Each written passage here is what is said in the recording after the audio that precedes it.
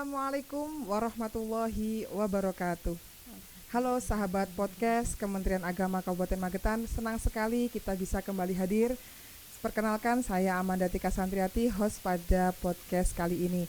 Nantinya kita akan ngobrol tentang sesuatu hal yang mungkin familiar di kalangan masyarakat, tetapi mungkin juga banyak masyarakat yang belum paham terkait hal ini, yaitu tentang prosedur wakaf. Jadi secara umum masyarakat luas itu mungkin mengasumsikan bahwa menganggap prosedur wakaf itu ribet gitu ya, administrasinya panjang, bingung harus kemana ngurusnya. Nah mungkin juga kadang niat baiknya itu akhirnya tertunda. Nah lewat podcast ini kita akan membahas bagaimana wakaf itu bisa menjadi lebih mudah, cepat, dan manfaatnya bisa dirasakan langsung oleh masyarakat tentunya dengan inovasi-inovasi layanan yang ada. Jadi tetap bersama kami di podcast Kemenak Magetan, dan jangan lupa juga untuk follow akun channel YouTube-nya Humas Kemenak Magetan. Nah, kali ini kita kedatangan narasumber yang kemarin menjadi tim dari inovasi layanan wakaf terpadu dari KUA Kecamatan Takeran. Baiklah pemirsa, kita akan sapa terlebih dahulu narasumber kita kali ini. Assalamualaikum warahmatullahi wabarakatuh, Mbak Febri. Waalaikumsalam warahmatullahi wabarakatuh, Mbak Amanda. Gimana kabarnya? Alhamdulillah sehat. Sehat ya, keluarga gimana? Sehat, Alhamdulillah. Ini tadi berangkat dari mana, Mbak? Dari Takeran, Mbak. Wah, jauh ya? Alhamdulillah jauh. Berapa menit, Mbak, Takeran Magetan itu? Mungkin 30 menitan ya. Oh, 30 menitan 30 ya? menitan. Oke. Baiklah, pemirsa podcast, kita akan kupas tuntas mengenai inovasi layanan wakaf yang ada di KUA Kecamatan Takeran.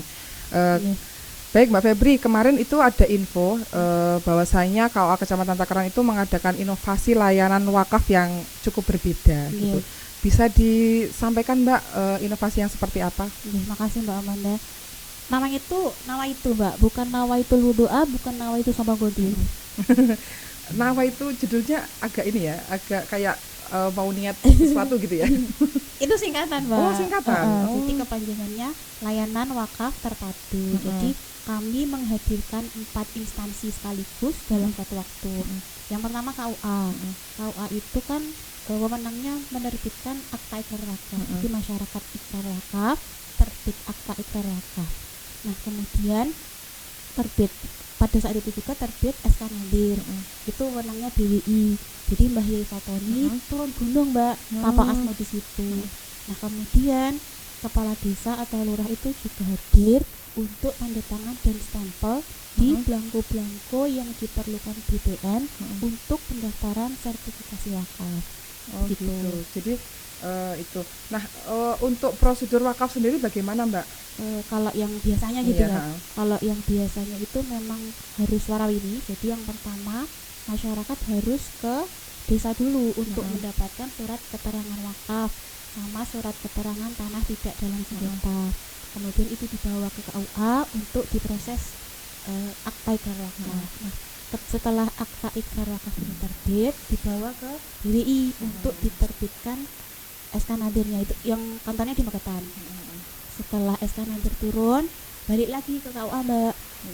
Dilengkapi berkas-berkas yang lain, kemudian baru dibawa ke BPN untuk didaftarkan sertifikat wakaf. Nah, sampai di BPN ini juga harus mengisi belangko-belangko yang itu membutuhkan tanda tangan dan stempel kepala desa atau lurah. Begitu. Itu yang prosedur yang biasanya ya. Biasanya. Nah, kalau yang nawa itu sendiri itu apa Mbak bedanya dengan prosedur wakaf yang biasanya?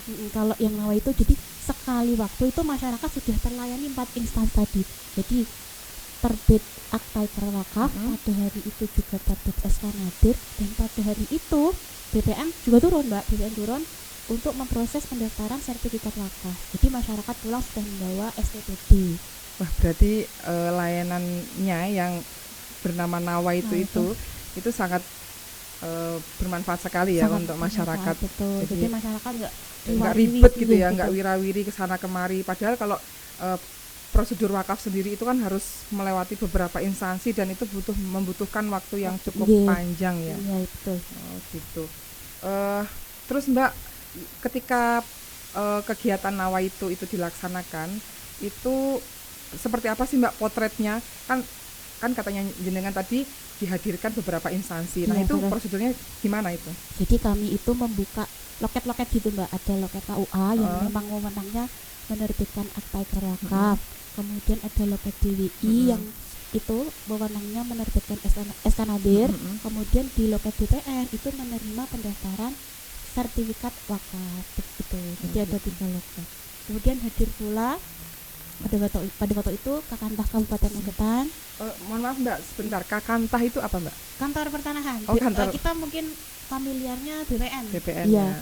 Kemudian Mbah Yai Fatoni selaku Ketua BWI, kemudian Bapak Taufikur Rahman, Kepala Kementerian Agama Kabupaten Magetan, rawuh juga. Dan ada juga kepala desa yang di wilayahnya itu pendaftar sertifikat wakaf gitu. Berarti kepala desanya juga dihadirkan gitu, membawa stempel juga. Membawa stempel. Iya. Kerso nggih? Kerso, alhamdulillah. Padahal kalau dipikir kan mengurus wakaf itu kan dia harus dari bawah ya, dari di desa dan sebagainya. Ini ketika itu para para stakeholder yang ada di situ dihadirkan. Ketika itu. Wah, itu berarti layanan yang cukup inovatif ya. Terus bagaimana Mbak Nawaitu itu bisa muncul gitu, bisa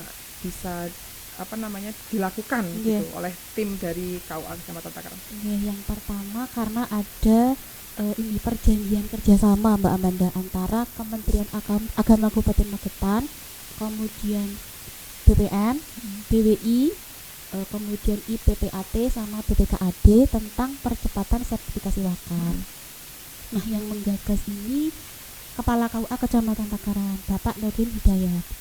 Teknis ini kemudian disampaikan kepada kami di internal. Jadi semua unsur itu terlibat, penghulu penyuluh ikut. Semua ya di KUA itu semuanya ikut turun, semua ikut terjun gitu. Ikut terjun ya.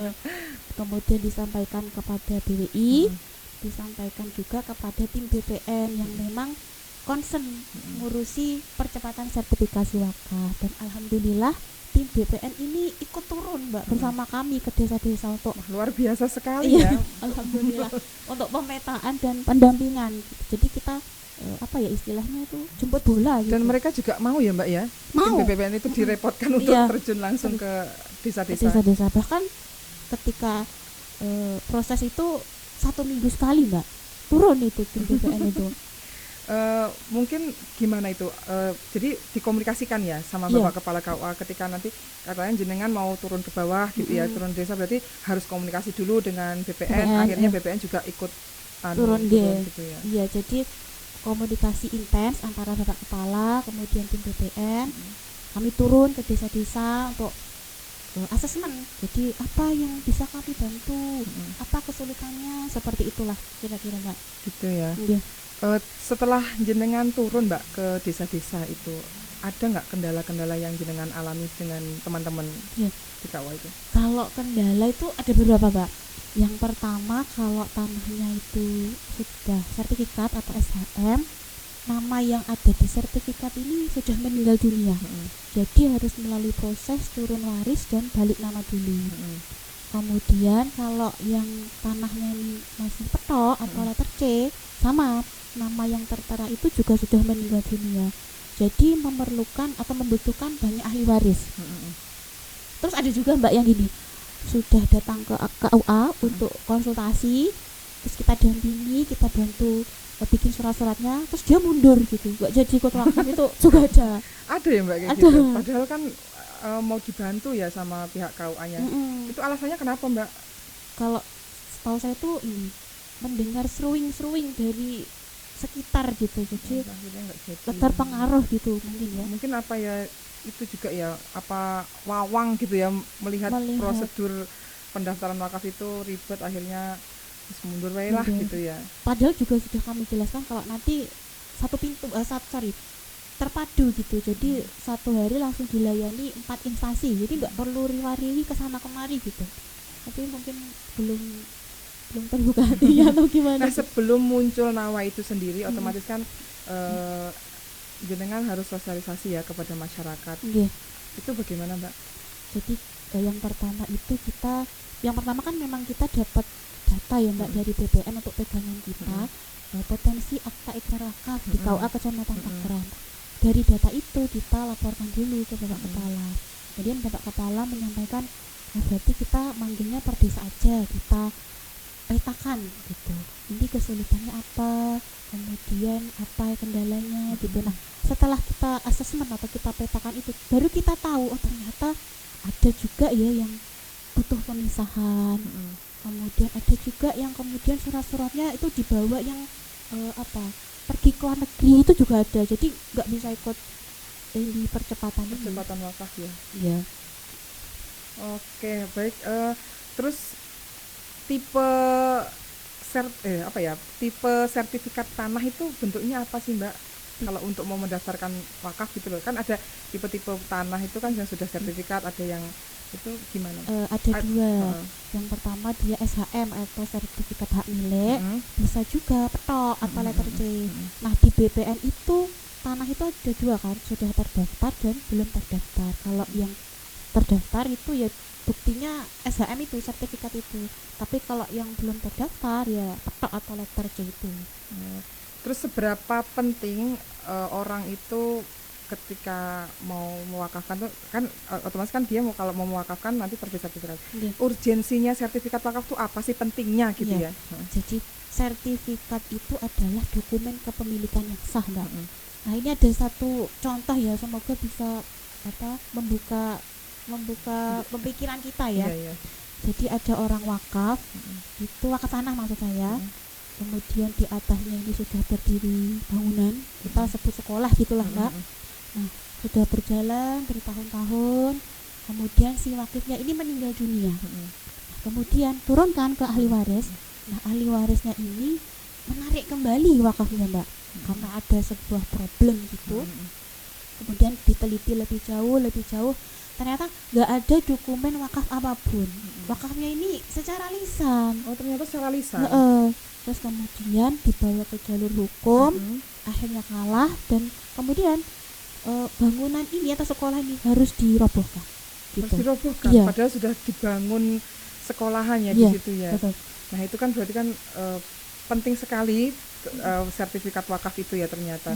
Nah kalau makanya itu perlu edukasi, perlu sosialisasi ya kepada masyarakat bahwa pentingnya sertifikasi wakaf itu tersebut. Betul. Mungkin banyak orang itu katakanlah dia niat nih dari diri sendiri untuk wakaf, tapi nggak mau ngurusnya karena ribet itu tadi. Itu gimana Mbak pandangan jenengan gitu ya? Kalau dia itu mungkin hanya lisan, aku tuh sudah niat pengen wakaf, niat ikhlas tapi dia tidak melakukan secara sempurna lah gitu ya. Iya, kalau kita lihat kan memang prosedur wakaf itu membutuhkan waktu dan proses ya, seperti yang saya jelaskan tadi.